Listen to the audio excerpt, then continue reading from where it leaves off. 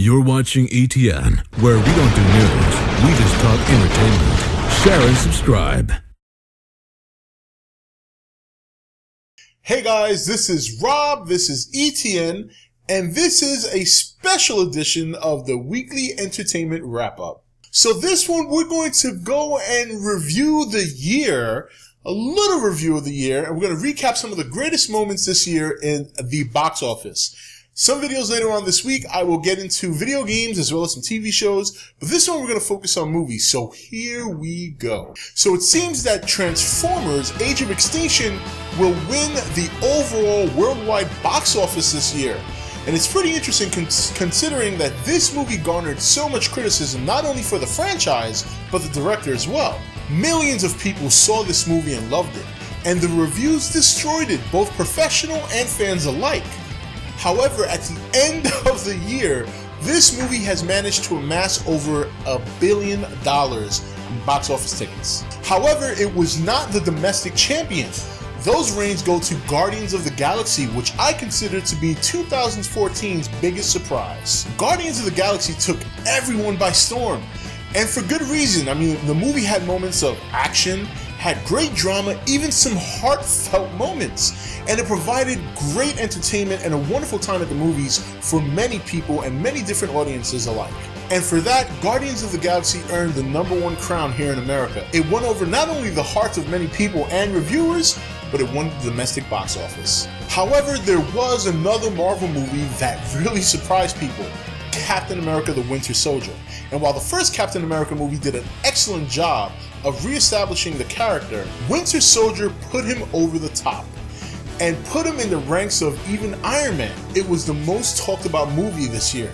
Many people were surprised just how good it was, some people even calling it Marvel's finest movie. And it's really good to see Captain America back in the heart and souls of Americans, where he belongs. A character that socked old Adolf on the jaw and was a cornerstone for Marvel Comics many years ago. But Marvel did not stop there. They also announced their plans for Phase 3 and all the movies that we can expect in the coming years. Also even releasing the 2015 Avengers: Age of Ultron trailer. And then finally, it was their announcement that Iron Man would be in Captain America 3 Civil War that more or less put the fans over the top. However, not all Marvel characters did too well. The Amazing Spider-Man 2 did not do too well in the domestic box office, but still garnered $507 million worldwide, showing that the character still has much relevance. But unfortunately, bad reviews and many people complaining that the movie was a 2.5-hour campaign for future movies by Sony really hurt the web crawler. And then you couple all that with the recent issues Sony has had with hacking, and it seems like the company that normally delivers on all forms of entertainment, be it gaming or movies, or even entertainment hardware like consoles and TVs, it's been a rough year for Sony. It is unknown if the company will ever have any kind of resurgence. However, there is one thing that did have a resurgence this year that calls Japan home: Godzilla. Yes, the atomic breathing kaiju had a very good year at the box office, being number 14 all time in openings in May, beating out its competitors Spider-Man and X-Men, but it also beat out some pretty stiff competition from years past. The Matrix Reloaded, Finding Nemo, Star Wars Episode 2, just to name a few. But it didn't stop there. Shortly after the movie, Legendary announced a sequel.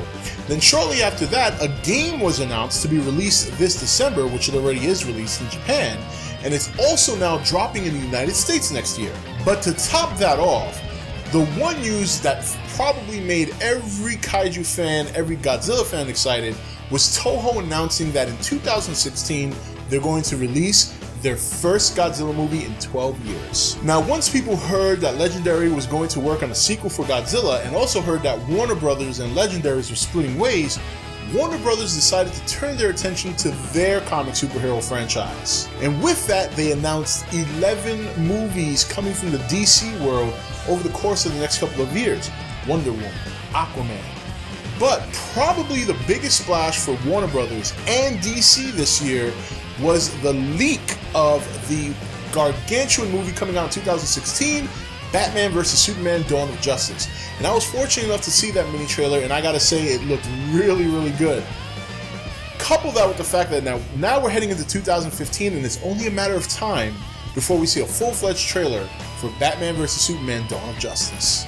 And speaking of trailers, a couple dropped towards the end of this year that really starts to set the tone for what we can expect in 2015. Jurassic World, Avengers Age of Ultron, but probably the one trailer that's got everybody excited, or at least has everybody's nuts in a bunch, is Star Wars The Force Awakens. And the biggest topic of that trailer so far has been the lightsaber with the hilt.